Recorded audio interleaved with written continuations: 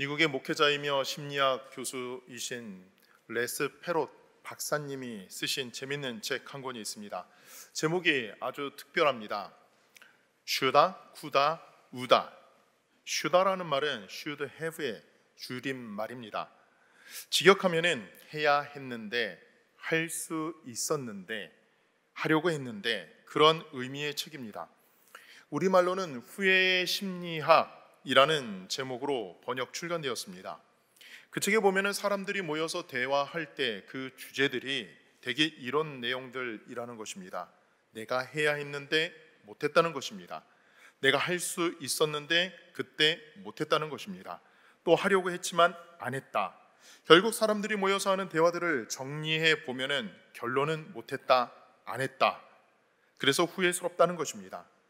사람들의 내용이 이렇게 후회스럽다, 안타깝다, 그 후회가 후회로 남지 않고 그것이 자책으로 이어집니다. 여러분 한번 보십시오. 그래, 내가 할 수 있었는데, 내가 해야 했는데, 내가 하려고 했는데 결국 못한 것 때문에 나중에 자기 자신의 자책으로 돌립니다. 그래, 내가 하는 게 그렇지 뭘, 너가 하는 게 그렇지 뭘, 그럴 줄 알았어. 결국 자기의 자존감도 떨어지고 자기 자신의 마음과 영혼에 상처를 입힙니다. 마음과 영혼에만 상처를 입히는 것이 아니라 몸도 상하게 됩니다. 여러분 한번 보십시오. 여러분들이 모여서 가족들과 친구들과 대화하며 또 교우들과 이웃들과 대화하며 우리 과거에 있었던 여러 가지 아쉬운 일들을 할 걸 그랬어, 그때 그래야만 했어 하면서 껄껄거리면서 가슴을 치는 경우가 한두 번이 아닙니다. 그래서 레스 페롯 목사님은 이렇게 이야기합니다. 후회가 자책으로 이어져서 우리의 몸과 마음과 영혼이 상처를 입는 인생을 살지 말고, 넘어질 수 있어요, 잘못할 수 있어요, 후회하는 마음을 가질 수도 있지만은 그것을 그대로 머물게 하지 말고 그것을 전환시켜라, 승화시켜라. 그래서 우리의 인생 가운데 후회와 자책하는 마음이 아니라 오히려 하나님을 믿는 신앙인답게 경건한 근심으로 바꾸라는 거예요. 하나님이 기뻐하시는 근심으로 바꾸라는 거예요.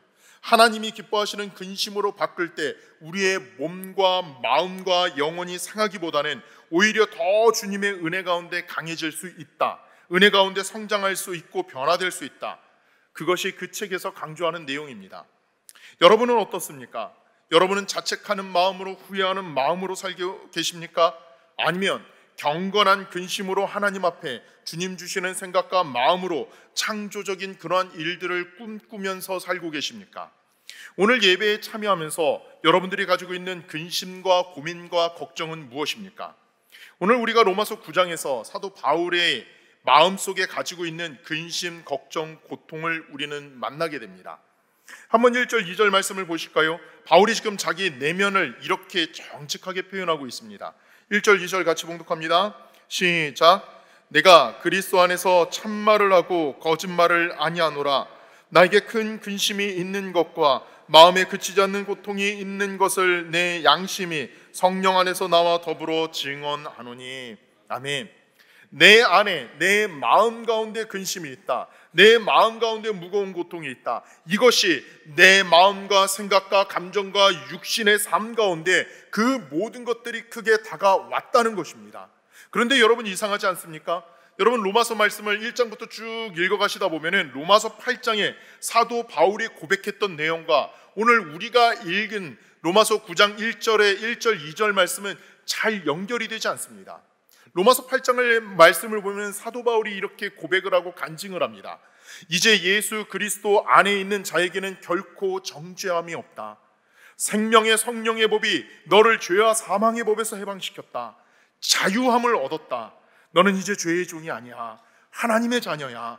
너는 하나님 앞에 죄를 고백했으니 이제 자유함을 얻은 사람이야. 우리가 알거니와 하나님을 사랑하는 자, 곧 그 뜻대로 부르심을 입은 자들에게는 모든 것이 합력하여 선을 이루시는 것을 우리가 믿어. 우리가 분명히 하나님의 선한 역사를 이루실 것을 믿어.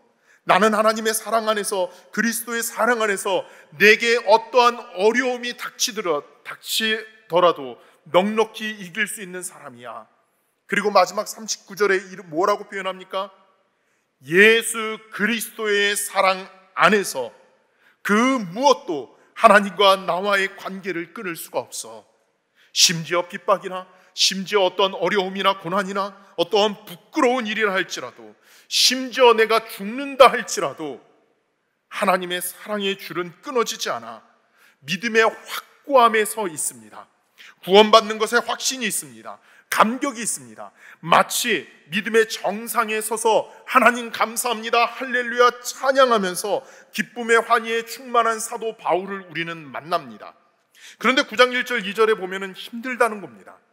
내 마음이 더 무겁다는 것입니다. 내 마음에 고통이 있다는 것입니다. 무엇 때문에 그렇게 8장에서 기쁨과 환희에 가득 찼던 사도 바울이 9장에 넘어오면서 힘들다라고 그렇게 이야기하고 있을까요? 9장, 10장, 11장의 말씀을 보시면은 바울이 힘들다고 하는 내용은 자기 동족 때문에 힘들다는 거예요. 자기 혈육, 자기 가족, 자기 동족인 이스라엘 생각을 하니까는 너무 마음이 아프다, 너무 마음이 슬프다, 너무 힘들다. 바로 그것이 오늘 로마서 9장의 내용입니다. 바울은 이방인의 사도로 부름을 받았죠. 그래서 이방 땅에 가서 복음을 전합니다. 이방 땅에 가서 어느 곳에서든지 복음을 전할 때 바울이 제일 먼저 찾는 곳은 유대인 회당에 가서 복음을 전했습니다. 그곳에 가서 복음을 전했어요. 왜 유대인의 회당에 가서 복음을 전했습니까? 그 회당에는 자기의 동족, 자기의 혈족 이스라엘 사람들 유대인이 있기 때문에 가서 복음을 전했습니다. 그런데 여러분, 그 유대인의 회당에 가서 복음을 전하는데 유대인은 바울을 환영하지 않아요. 오히려 이방인들은, 하나님을 전혀 모르는 사람들, 하나님을 모르고 우상을 숭배하던 그들은 예수님의 복음을 듣자 회개합니다. 예수님을 영접합니다. 하나님을 믿습니다. 그런데 유대인들은 하나님을 믿지 않아요. 이것이 너무나도 가슴이 아픈 거예요. 왜 저들은 하나님을 믿지 않을까? 왜 저들은 예수 그리스도를 받아들이지 않을까? 지금은 이렇게 잘 사는 것 같지만은 나중에 하나님 앞에 서는 날 예수님을 믿지 않는 사람들은 멸망할 텐데, 지옥 갈 텐데, 분명히 믿음을 가지고 하나님께서 심판하실 텐데 왜 저들은 믿지 않을까? 왜 예수님을 안 믿을까? 이것이 사도 바울 가운데 너무나 힘든 마음의 고통, 근심이 되었다는 것입니다. 여러분, 오늘 우리가 읽은 1절 2절을 보시면은 내 마음에 큰 근심이 있다, 내 마음에 끊어지지 않는 고통이 있다. 이 속에서 우리는 무엇을 발견할 수 있습니까? 바울의 어떤 마음을 우리가 읽을 수 있습니까? 그가 가지고 있는 민족에 대한, 자기 가족에 대한, 동족에 대한 뜨거운 사랑을 우리는 느낄 수가 있습니다. 사랑하니까 힘들다는 거예요. 사랑하기 때문에 아프다는 거예요. 왜? 예수 그리스도의 사랑 때문에 나는 구원받았는데 예수 그리스도의 사랑으로 구원받지 못하고 끊임없이 복음을 거부하는, 끊임없이 복음을 받아들이지 않는 그 영혼들을 생각하니까는 너무나도 마음이 아프다는 거예요. 하나님이 기뻐하시는 영혼들인데 그 영혼들을 생각할 때마다 내 마음이 너무 아프다. 기쁨과 동시에 슬픔이 나타나는 것을 우리는 보게 됩니다. 여러분, 조금 더 볼까요? 마음이 아픈 정도가 아니라 너무너무 속상하다는 거예요.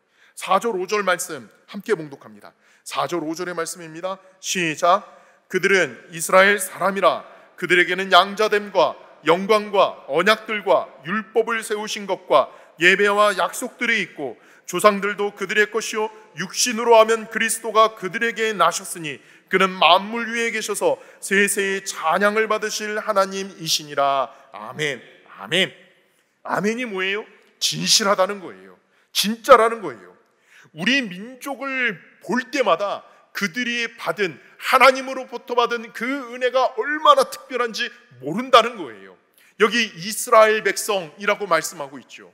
하나님께서 그 수많은 백성들, 민족들 가운데 이스라엘 백성들 먼저 선택하셨다는 거예요. 여기 양자됨, 아들 삼아 주셨다는 것입니다.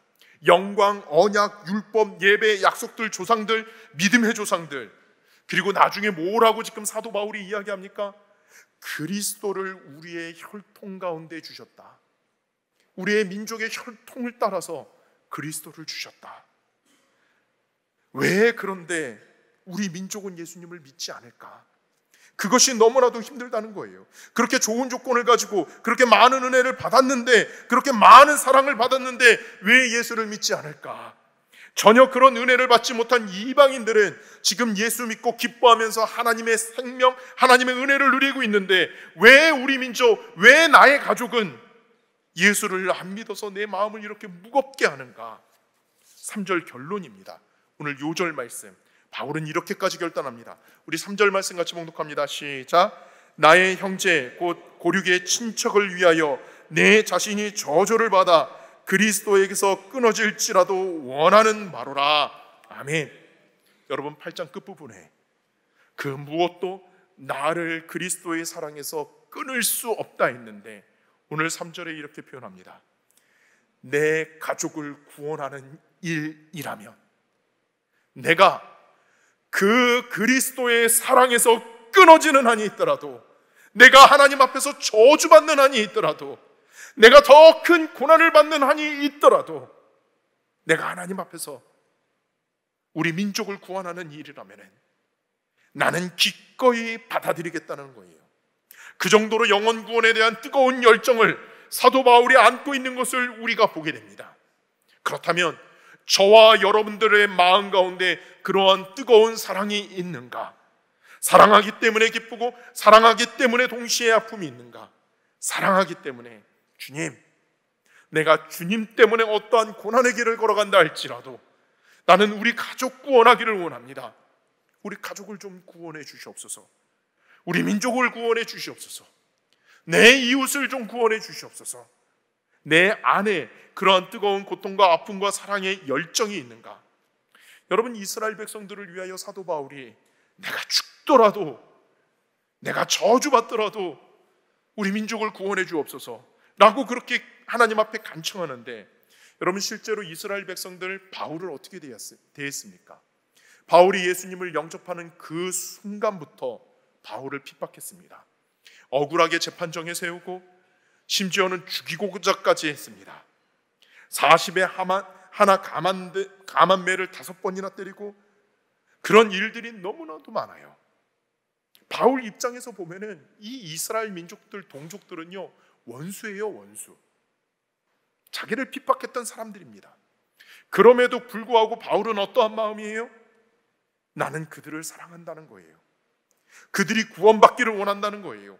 이것이 사도 바울의 마음입니다. 오늘 이 바울의 마음을, 이 사랑하는 마음을 우리의 삶 속에 한번 적용해 보면은 로마서 9장의 말씀을 통하여 하나님이 저와 여러분에게 주시는 메시지가 있어요.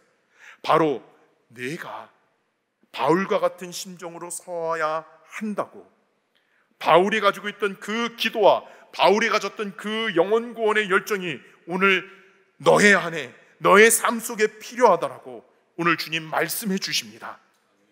여러분, 오늘 사도 바울이 경험했던 것처럼 8장의 성령님의 은혜 가운데 구원의 확신도 있고 구원의 감격도 있고 찬양도 기쁨도 넘치게 하셨다면, 성령님이 그렇게 도우셨다면 9장에서 그의 영혼에 대한 뜨거운 사랑의 마음, 영혼을 바라보면서 아파하는 마음도 역시 성령님이 우리 가운데 허락하신다는 거예요.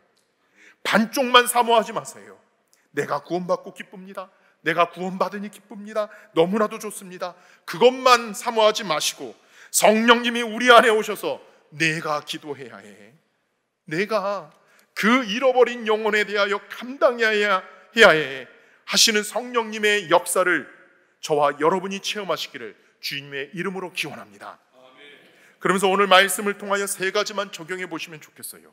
첫 번째, 정말 나 하나만 구원받는 것이 아니라 나의 가족과 나의 동족과 내 이웃을 구원하는 일을 위하여 내가 첫 번째 해야 할 과제가 있다면 그것은 사랑하는 것에서부터 시작하는 것입니다. 내가 사랑하는 것 아닙니다. 내 힘으로 사랑하는 것이 아닙니다. 주님이 나를 사랑하셨고 내 안에 채워주신 그 사랑의 영성으로, 사랑의 열정으로 그 영혼을 위하여 기도하며 사랑하는 것입니다.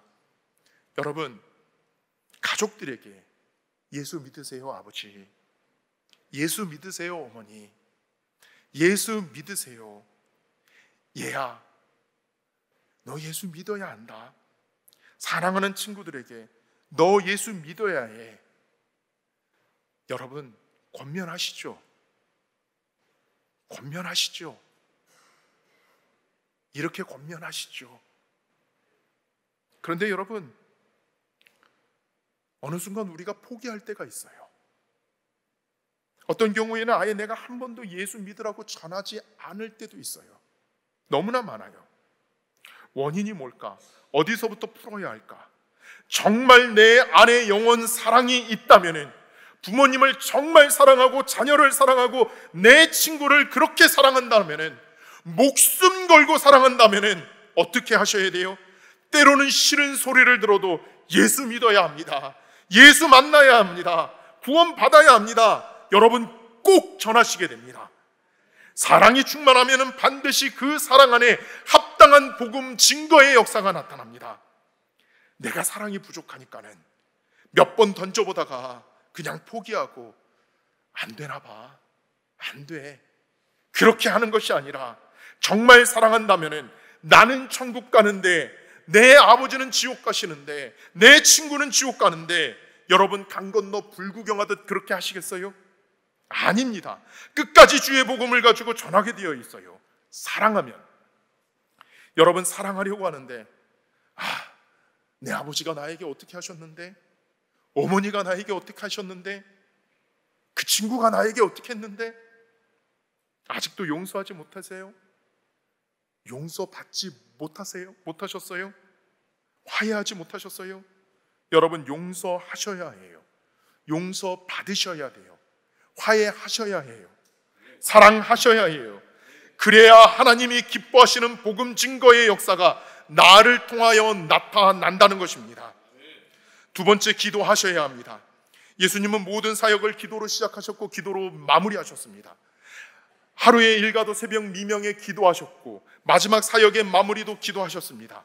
십자가 지기 전에도 기도하셨고 십자가를 지신 그 십자가 상에서 마지막 숨을 헐떡이시면서도 기도하셨습니다. 아버지, 저들은 저들이 하는 죄를 알지 못합니다. 저들을 용서하여 주시옵소서. 아버지, 다 이루었습니다. 이제 내 영혼을 거두어가 주시옵소서. 끝까지 기도하셨습니다. 여러분, 우리가 하나님이 주신 마음으로 사랑함과 동시에 그 영혼을 품고 기도하셔야 합니다.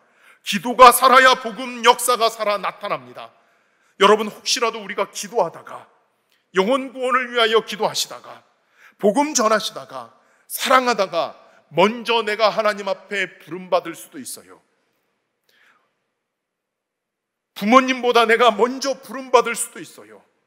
자녀들보다 내가 먼저 부름받을 수도 있어요. 아직 믿지 않았는데, 아직 구원받지 못했는데, 나는 기도만 했는데. 여러분, 기도가 살아있다면 내가 세상을 떠나 하나님의 품에 안겨도 반드시 기도에 대하여 하나님이 역사하십니다. 시간과 공간을 뛰어넘어서 살아 역사하시는 복음의 능력이 오늘 내가 기도하는 이 시간에, 기도하는 그 믿음 안에 나타납니다. 품고 기도하셔야 해요. 마치 어미새가 그 알을 가슴에 품을 때 새 생명의 역사가 나타나는 것처럼 내 가슴에 품고 주님의 사랑하는 마음으로 기도하셔야 해요. 기도하며 하나님의 역사에 대하여 기대하며 기다릴 때 반드시 하나님이 기뻐하시는 영혼 구원의 역사가 나타납니다. 이것이 오늘 사도 바울이 자기 동족을 위하여 사랑하는 마음으로, 기도하는 마음으로 그가 가지고 있었던 믿음의 자세였습니다. 세 번째 중요한 것이 있습니다. 그렇다면 사랑하는 것, 기도하는 것으로 그치지 않고 여러분 어떻게 하셔야 돼요? 현장으로 들어가셔야 해요. 헌신하셔야 해요. 희생하셔야 합니다. 구체적으로 내가 복음 증거하셔야 합니다. 예수 믿기 때문에 아직 예수 믿지 않는 내 가족들, 친척들 앞에 예수 믿는 자의 모습을 예수님의 모습으로 보여주셔야 해요. 저 친구 예수 믿으니 바뀌었네. 예전에 그 자존심 붙잡고 그렇게 날카롭게 살았는데 그거 다 내려놓았네. 예수 믿으니까 바뀌었네. 삶이 바뀌었네. 보여줄 수 있어야 합니다. 물론 우리에게 여전히 연약함이 있고 아픔도 있지만은 주님의 마음으로 섬기고 나아갈 때 주님의 놀라운 역사가 우리의 삶 가운데 내가 복음을 전하고 구원받기를 원하는 그 대상 안에 반드시 나타납니다. 여러분, 우리가 하나님 앞에 신앙생활하면서 껄껄껄거리며 신앙생활할 때가 많이 있어요. 주일 예배드리며 기도드리며 지난주에 가서 만날 걸, 지난 시간에 가서 전할 걸, 지난 시간에 가서 좀 그렇게 할 걸, 그러면서 또 한 주간 보내고 주님 주일에 와서 껄껄거리면서 또 그렇게 반복된 신앙생활할 때가 우리는 너무나도 많아요.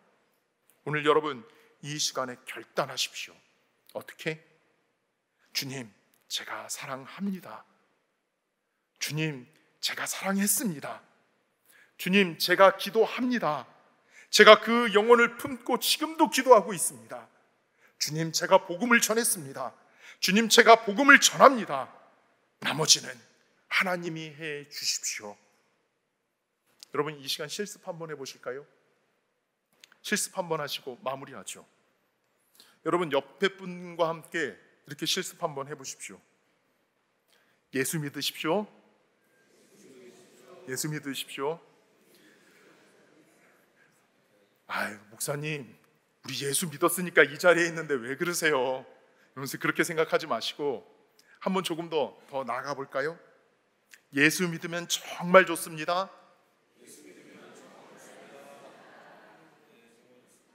아멘. 여러분, 오늘 우리가 성찬을 받습니다.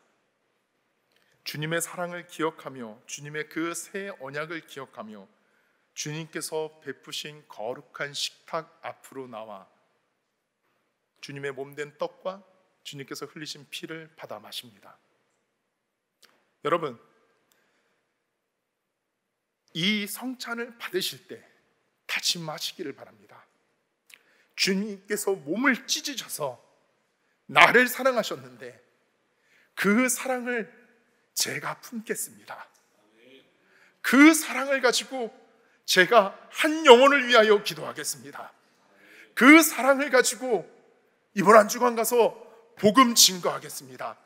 다짐하시며 지금 실습하신 것 오늘과 한 주간 동안 만나는 분들에게 꼭 전하십시오. 가족들에게 전하십시오. 친구들에게 전하십시오. 전화로 전하시고 메시지로 전하시고 메일로 전하십시오. 기도를 담아, 마음을 담아, 사랑을 담아 전하실 때 하나님이 이루시는 놀라운 역사에 쓰임받는 인생이 될 것입니다. 그러한 믿음으로 승리하는 한 주간이 되시기를 주님의 이름으로 축원합니다. 기도하시겠습니다. 사랑과 은혜가 많으신 하나님, 사도 바울의 그 간절한 기도, 그 간절한 마음을 오늘 말씀을 통해 보았습니다. 내 마음에 그치지 않는 고통이 있습니다. 내 마음에 그치지 않는 근심이 있습니다. 그렇게 간절히 자기 이웃을 위하여, 동족을 위하여 눈물을 흘리며 기도하는 사도 바울의 그 모습이 우리의 모습이 되게 하여 주시옵소서. 그래서 주님 기뻐하시는 영혼 구원에 쓰임받는 저희들에게 성령 충만으로 역사하여 주시옵소서. 이 모든 건 예수 그리스도의 이름으로 기도하옵나이다. 아멘.